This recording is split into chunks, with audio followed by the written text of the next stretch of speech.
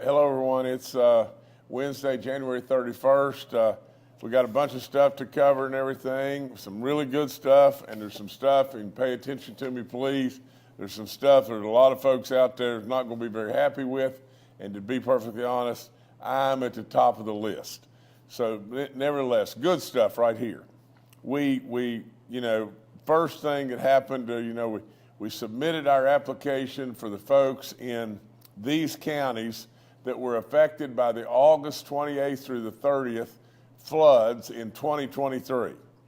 The storms were severe. There was mudslides, there was landslides, lots of different things and everything. So these folks in Boone, Calhoun, Clay, Harrison, and Kanawha counties. Now, remember, when we first submitted our application, they denied it. I wouldn't quit. Dad always said to me, I'll never forget it till I die. I've told you this many times about standing in front of his desk. There he sat, big-chested guy, in a tie and his sleeves rolled up, and I was probably standing there with brown hair and skinny and 18 years old. And I said, Dad, there wasn't anything I could do. And about that time, the whole desk exploded as he jumped forward and grabbed me by my shirt, slammed me right down on the desk and said, damn you, there's always something you can do, and you better damn well always remember that. Well, we stayed right at it, and we appealed, and we won. And absolutely, for those folks in Boone, Calhoun, Clay, Harrison, and Kanawha counties, you will absolutely be eligible, and absolutely for those floods and bad storms and landslides, mudslides, and everything else that happened on August the 28th through the 30th of 2023. Sorry it took so long, but absolutely the initial application was denied, and we just stayed after it and everything, and good stuff. Good stuff.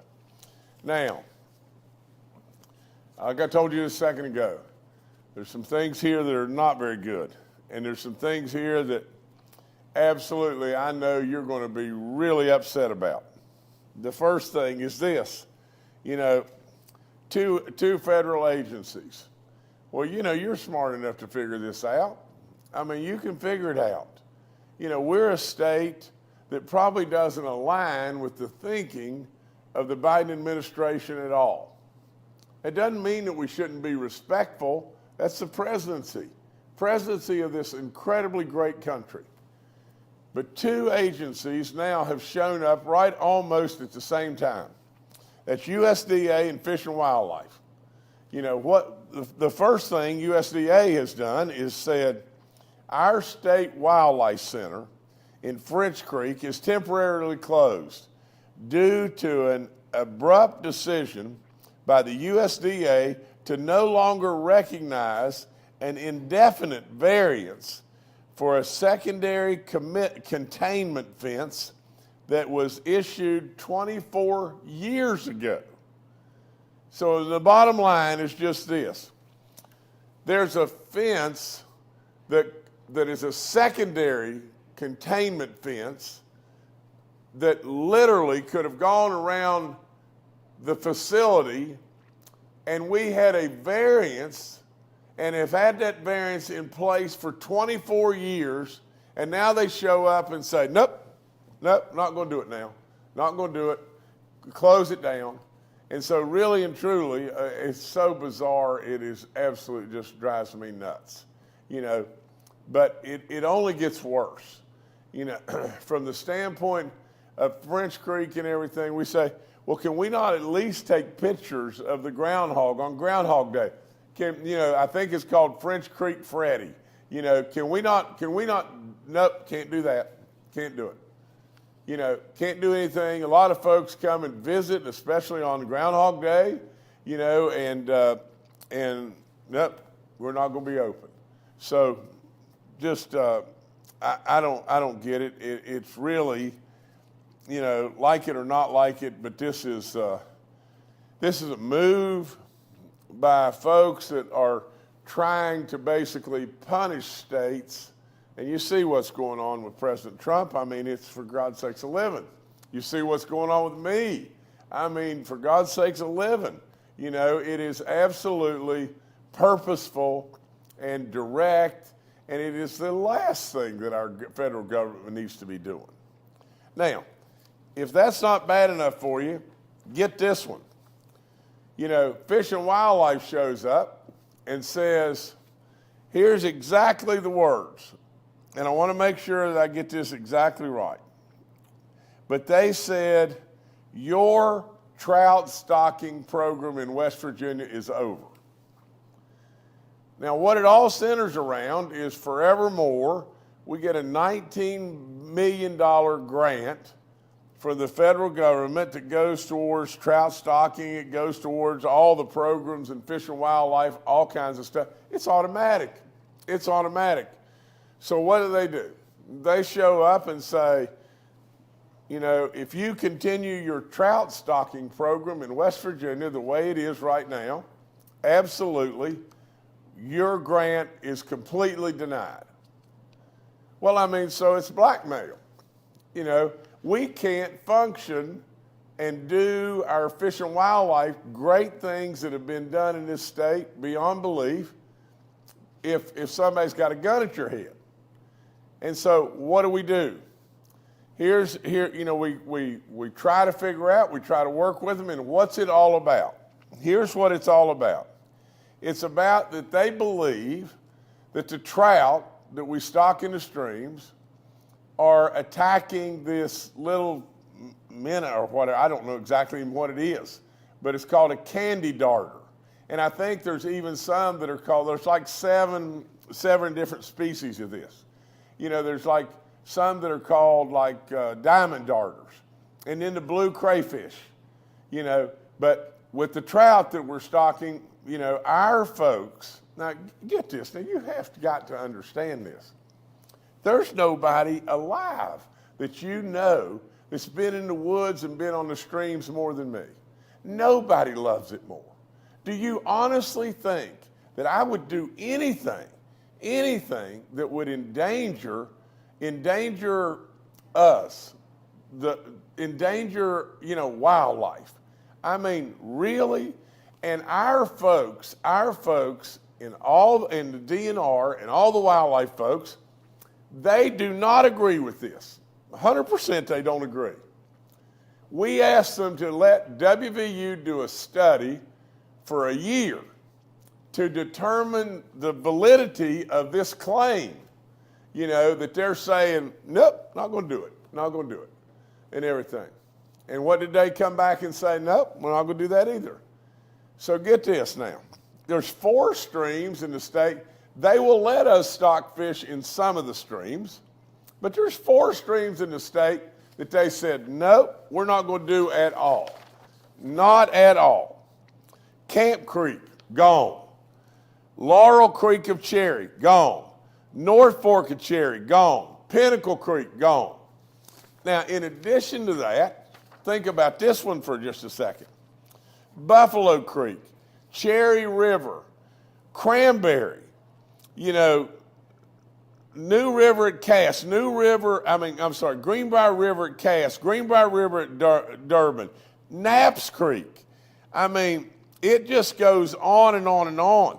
The South Fork of the Cherry, the Upper Wyandotte, it is unbelievable. West Fork of the Greenbrier River, Williams River, you know, all of them have got to go to a modified schedule. And get this, that modified schedule is going to be a November until we're going to stock cranberry in November, you know, up through maybe the 1st of April. And then that's it. You know, it just makes me blooming sick. That's all there is to it. But nevertheless, I've always been the one to tell you the news and tell it to you direct. In West Virginia, we've always pulled the rope together. This one just came out of left field. They just told me about it probably 5 minutes before this briefing started and everything. It is absolutely, it's terrible. It's terrible. You know, absolutely, we have done this. We have stocked our fish in our streams, and we have done this forever. What we ask is just this. We have the grant program renews every 3 years. We've asked them to give us 1 year to do a study which our biologists believe will conclude that there is no effect from our trout. We even, Brent McMillian just said, we even would do this. Maybe there's a possibility of us growing the candy darters or the blue crayfish or whatever and stocking them in streams to be able to even assist and help on that. You see, bottom line, we don't want to be doing any damage whatsoever. But just to come in out of the clear blue nowhere and say, your trout stocking program is over. If you don't sign up to do all of this stuff and everything, your trout stocking program statewide is over. It's terrible. It's just plain terrible. You can tell I'm pumped up about it and everything, and I'm sorry, but I'm telling you, I think stuff like this is just disgraceful. And it's targeted. I mean, for crying out loud, look what's happening to President Trump.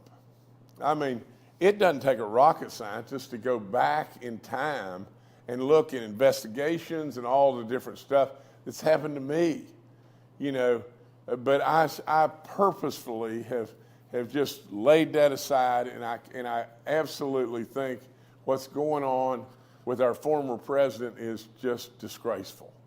But with all that being said, when did we get so bad that what we had to do was use federal agencies, when we were in power, to target people, to hurt people? When did we get this bad? But it's bad. It's really bad. Okay. In regard to the elk, we got a video about this and everything, but last Friday the DNR transported 17 elk to Tomlin and everything. Show us the video. I haven't seen the video yet.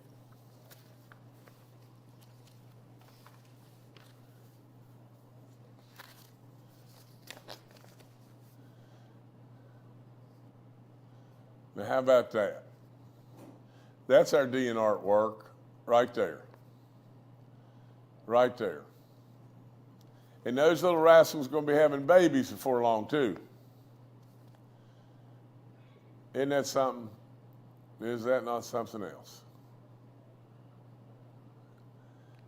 To all the folks in the DNR, all of our biologists, all the people, from the standpoint of the leadership, Brett and all of you, just keep doing great work. I mean, some way, somehow, I guess we'll get through this other stuff. But boy, I'll tell you, that's amazing right there. That is absolutely amazing. I absolutely love it. That's so good, so good. Here's another incredible success.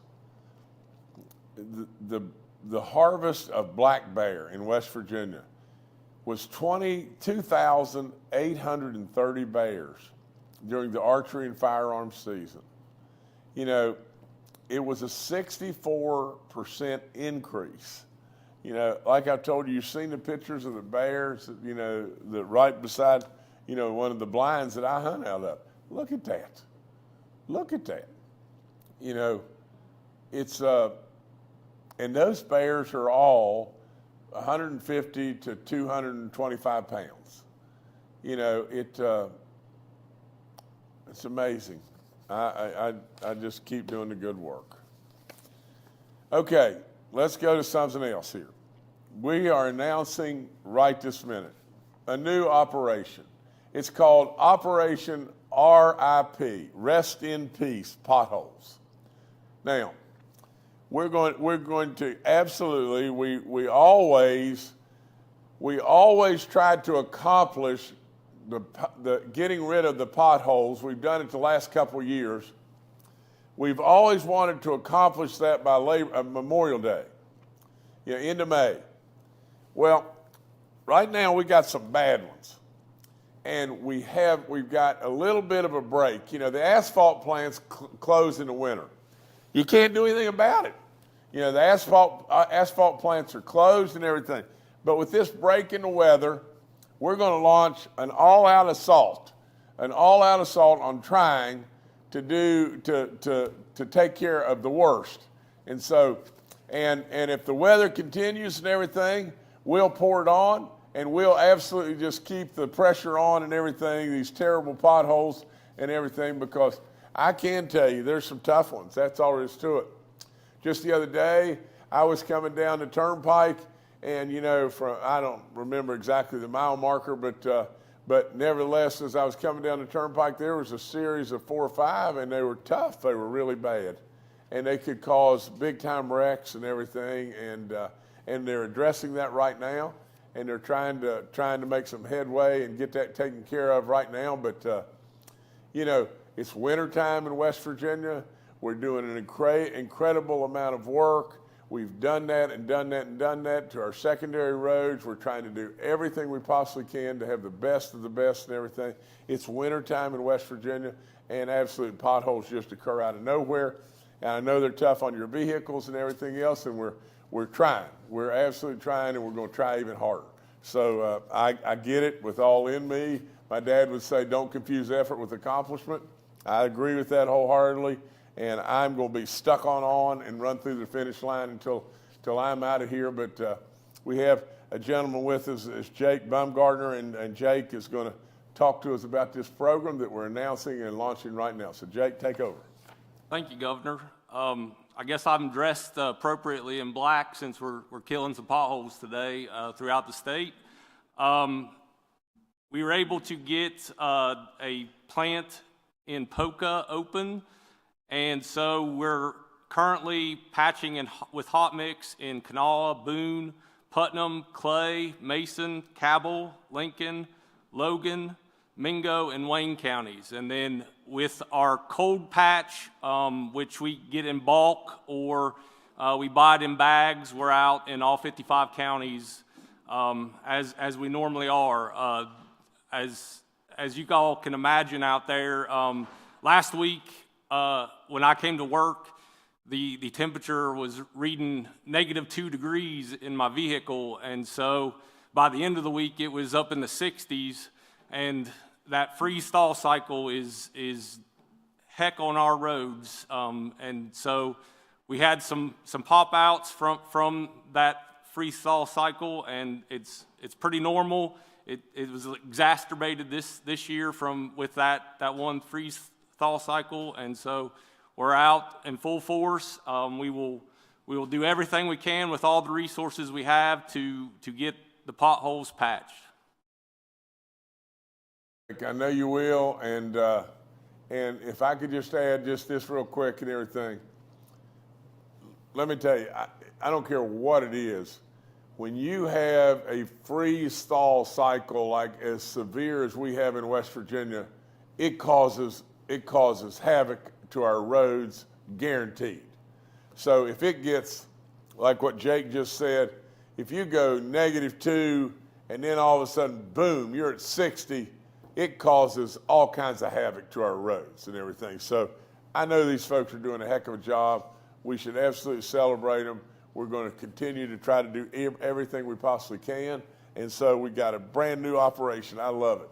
Operation RIP Potholes. So we're after it. Okay, I've got a couple other things here real quick, but today I'm proud to announce that the second phase of our reclamation of abandoned, dilapidated properties program is officially underway. This one is going to be twice as good, twice as much as the previous one. You know, this is $15.6 million in 69 communities, and it will demolish 1,290 structures that are just falling down and eyesores and really dangerous in lots of different ways to us and to our communities. Last go around, we got 550. Now we're going to get 1,290. We're just after it, and we're going to stay after that too. Okay, good news. Back to some good news. You know, I told you, I think the other day in a press release that I put out and everything, that National Geographic has selected West Virginia as one of the 20 best of the, gosh, this is unbelievable. I get choked up even thinking about it. Best of the world travel experiences for 2024. It is unbelievable. I mean, it is just flat unbelievable. You know, the rafting in West Virginia is that experience, you know, is one of the top 20 best in the world and everything travel experiences. And so, you know, I mean, just think about this just a second. You know, the rafting in West Virginia made this year's list along with highly acclaimed experiences such as an eclipse in Niagara Falls or the glacier treks in Chile. So I just think it's so good. And so let's just keep doing great stuff, West Virginia. But I want to add one more little tidbit. And all the folks in tourism, you know, I told Chelsea Ruby this on day one, but you know, my specialization in my MBA is marketing advertising. I truly believed we needed to promote who we are. We needed to be the frogs that were proud of their pond. We needed absolutely to let the world know what we already know, and we did it. But listen to this. Since I took office and made investing in tourism a priority, our state has been recognized a whopping 91 times in top publications across the nation. Now just think about that. I mean, really and truly, think about it. West Virginia, the state, and you got to forgive me, I got a little sniffle here, but West Virginia, the state that many said, oh gosh, you don't want to go there. I mean, really and truly, they're backward. The people are backward, and they're, you know, it's dingy and dark and dusty and all this bad stuff. The roads are horrible. Everything's terrible about West Virginia. You know, can you imagine? Can you really imagine now that 91 publications have said just how great West Virginia is and what the place is, and what is that doing for us? It's making all kinds of stuff happen. I want to just show you that these are the publications, and I'm not going to be able to hold all three, but this is them right here. This is them, and look, and just to touch on just a couple. Time Magazine, you know, Outside Magazine, Lonely Planet, USA Today, you know, CNN, Forbes, it just goes on and on and on and on. You know, and now National Geographic, Travel and Leisure, it is unbelievable. So Chelsea and all of us that have been involved in this great effort in West Virginia, congratulations. That's all I got for right now. I'm sorry about the bad news, but I always tell you everything that I know. Thank you. All right, thank you, Governor. We'll now go to questions from members of the media. The first today from Charles Young with WV News. Hi, this is Charles Young with WV News. Governor, so it sounds like these are two separate issues, one with Fish and Wildlife and one with the USDA. So it might be two answers here, but what are the next steps? What sort of recourse does the state have? Is there any kind of appeal process, or we want to get the Attorney General involved? What options do we have? Well, Charles, like I said just a few minutes ago, you know, there's the reason we're late on the briefing. They came in and said, we got to talk to you about this and everything. James Bailey and Brett McMillian. And they briefed me and everything. They said, you know, that they're as upset as I am and everything. You know, they're trying every course that we can try. The first thing we'll do, you know, in my opinion, is contact our senators and see what pressures that they can apply to just fairness. We don't want pressure. We just want attention to fairness. I mean, this is ridiculous. It is so ridiculous, it's off the chart. But whatever, you know, what, I mean, I don't know of all the avenues. I don't know of getting the Attorney General involved. I don't know of all the avenues that we have available to us at this time. But we're going to figure it out. At least we're going to try awful hard to figure it out. All right, thanks, Charles. Next, we'll go to Chris Schultz with West Virginia Public Broadcasting.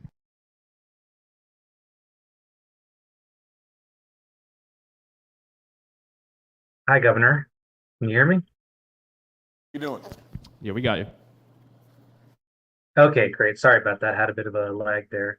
Governor, I was just curious to hear your thoughts about this discussion that's been going on in the legislature recently about basically what's being called the Moonshine Bill, letting people distill up to 50 gallons of spirits a year at home for personal consumption. Do you have any thoughts on this Appalachian Heritage proposal? And I'm also curious to hear if moonshine has played a role in your Appalachian heritage. Thank you. I didn't hear the last part. Moonshine has played a role in, what did you say, Chris? I'm sorry. In your Appalachian heritage, do you have any history or any anecdotes relating to moonshine? Well, Chris, let me tell you this. I do believe, that, whether it be Tennessee or Kentucky or West Virginia, there's been, a fair amount of moonshine, made, marketed, whatever it may be. I think what this bill does, and again,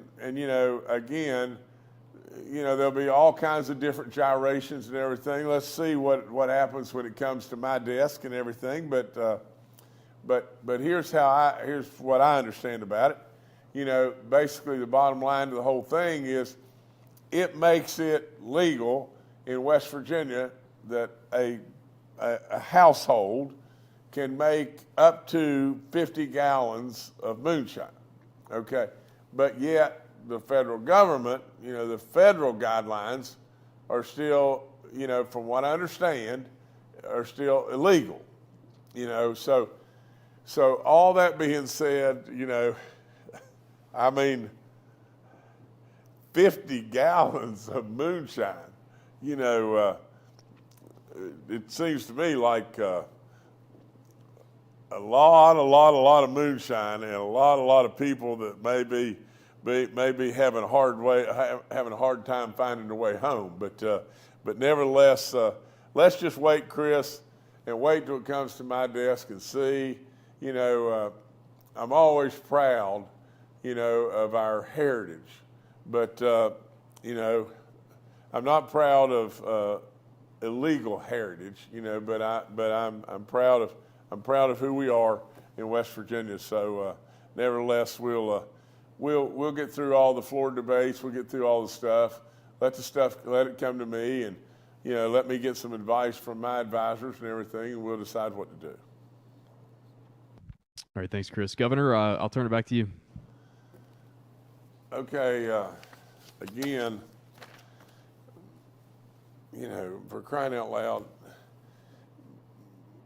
we celebrate our streams in West Virginia. We absolutely celebrate French Creek. For crying out loud, there's no way that we're going to do something that hurts. So with all that being said, if our biologists and everybody are standing up saying, come on. Absolutely, we believe this has no effect whatsoever. And if it does, we're even willing to grow and stock these darters or whatever. We're willing to try to help the situation. But let's at least, before we just jump, let's at least, not go out and blame our trout.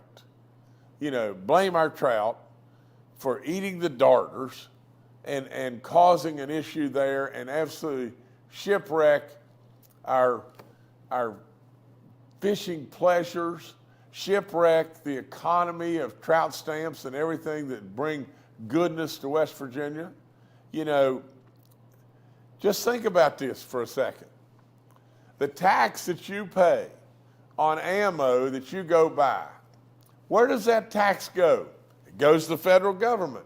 What's it supposed to be used for? The $19 million grant coming to West Virginia. And what do they say? if you continue to stock your trout in West Virginia, we're going to deny your grant. You're going to still have to pay your tax on your ammo, and they're going to take your money, and they're not going to give it back. Absolutely. It's just terrible. It is absolutely plain terrible. And I do want to say this, you know, I do want you to remember in prayer Gail Manchin.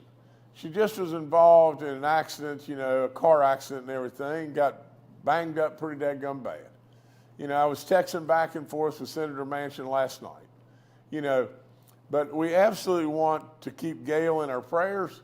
And I'll promise you, Gail, Kathy, and I have surely been in prayer for all y'all, Joe and all y'all. You know, with all that being said, we want to thank Senator Manchin. We want to thank Senator Capito and everything for the great work and the great help that they did in regard to the counties that were affected by the floods of August 2023. You know, but with all that being said, let's all keep pulling the rope together. I mean, for crying out loud, you know, we'll get through this other stuff, but I mean, this stuff where people are purposefully having our federal agencies target people and everything is wrong. It's just terrible. As wrong as it can be. I've been an absolute sufferer of absolutely just that, just exactly that. Not anywhere like the magnitude of our president. But I get it. I really get it. And what is going on with our president is wrong. Wrong.